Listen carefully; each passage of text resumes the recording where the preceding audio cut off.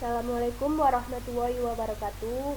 Kenalkan, saya Nur Amalia Pratika dengan NIM 1120136 dari Prodi Hukum Keluarga Islam D semester 3.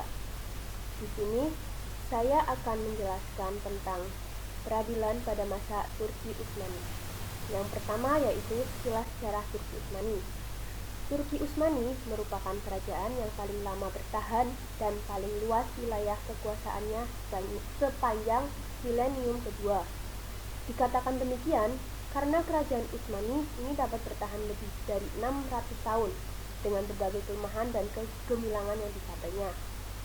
Selama lebih dari 6 abad kekuasaannya, Turki Utsmani telah berhasil mengembangkan kekuasaannya ke 3 benua, yakni benua Asia, Eropa, dan Afrika. Lanjut yaitu peradilan Turki Utsmani. Peradilan Turki Utsmani dibagi menjadi 3 masa. Yang pertama, masa sebelum Tanzimat, yang kedua, masa Tanzimat, yang ketiga, setelah masa Tanzimat. Kita bahas yang pertama dulu, yaitu sebelum masa Tanzimat. Sebelum masa Tanzimat, hukum yang dipakai adalah hukum fikih, hukum sultan, dan hukum kanun. Nah, hukum kanun berkembang dengan baik di kerajaan Utsmani. Puncak perkembangannya terjadi pada masa pemerintahan Khalifah Sulaiman I pada tahun 1520 sampai 1566 Masehi. Banyak kanun yang dihasilkan dalam rentan waktu 42 tahun tersebut, sehingga khalifahnya sendiri Sulaiman I sampai diberi gelar Sulaiman Al-Kanuni karena banyak kanun yang dihasilkan. Lanjut, yang kedua yaitu masa Tanzimat. Secara bahasa, Tanzimat berasal dari kata nazama yunazimu tanziman yang bermakna mengatur, menyusun, mensistematisasi, merencanakan, dan memformulasikan. Maaf, di sini ada salah ketik ya teman-teman. Kita lanjut pembahasannya. Tanzimat al-Khairiyah yaitu gerakan pembaharuan di Turki Utsmani yang diperkenalkan dalam sistem birokrasi dan pemerintahan yang melingkupi bidang hukum, administrasi, pendidikan, keuangan, perdagangan, dan lain sebagainya. Pelopor pembaharuan ini yakni Sultan Mahmud II pada abad ke-19. Latar belakang munculnya Tanzimat. Yang pertama, Eropa mendesak kerajaan Turki Utsmani untuk mengayomi kaum pribumi yang berada di wilayah kekuasaan Utsmani. Yang kedua, pemberlakuan hukum fikih bagi orang Eropa yang berada di wilayah Utsmani dengan hukum mati jika murtad. Yang ketiga, munculnya tokoh-tokoh Tanzimat yang berupaya membatasi kekuasaan sultan yang absolut. Lanjut, masa yang ketiga yaitu setelah masa Tanzimat. Masa ini berlangsung pada tahun 1839 sampai 1924 Masehi. Pada masa ini, peradilan Islam mengalami perubahan yang cukup berarti. Masa kehidupan sosial menjadi caos. Kanun dan hukum tidak lagi berwibawa di mata sultan dan para pembesar.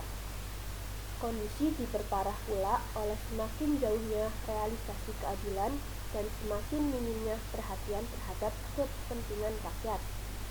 Akhirnya, pendukung Tanzimat berhasil menetapkan piagam Gulhane pada tahun 1839. Tidak hanya piagam Gulhane, pada tahun 1856 juga diumumkan pula piagam baru yang bernama Piagam Humayun.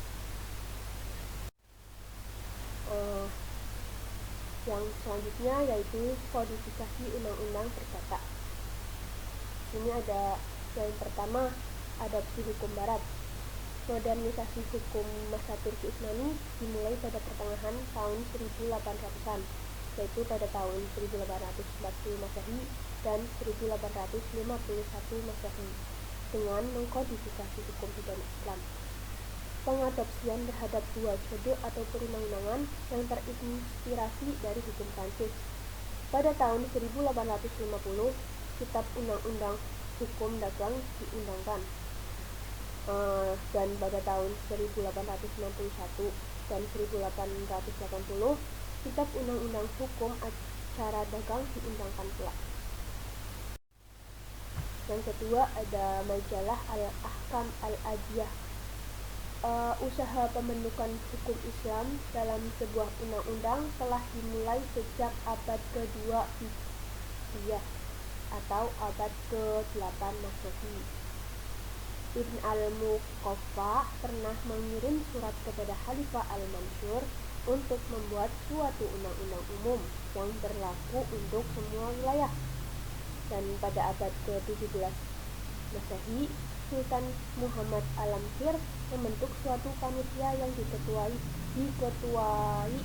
oleh Syekh Nazan, diberi wewenang oleh Sultan untuk membuat kitab yang menghimpun riwayat-riwayat yang disepakati dari mazhab Hanafi. Usaha nyata untuk menempatkan ketentuan hukum Islam dalam bentuk perundang-undangan negara baru terbentuk dengan munculnya majalah Al-Ahkam Al-Adiyah. Nah, kodifikasi majalah Al-Ahkam Al-Adiyah pada masa pemerintahan Turki Utsmani yang disusun pada tahun 1869 sampai 1876. Jadi, undang-undang ini telah diterjemahkan dalam edisi Indonesia dengan judul Kitab Undang-Undang Hukum Perdata Islam. Keputusan untuk menyusun majalah muncul dari perselisihan mengenai apakah pemerintahan Turki Utsmani harus mengadopsi perundang-undangan sipil Prancis atau tidak. Pemberlakuan majalah di Turki sendiri berlangsung sampai tahun 1926 Masehi. Sekian presentasi dari saya, kurang dan lebihnya saya mohon maaf. Terima kasih. Wassalamualaikum warahmatullahi wabarakatuh.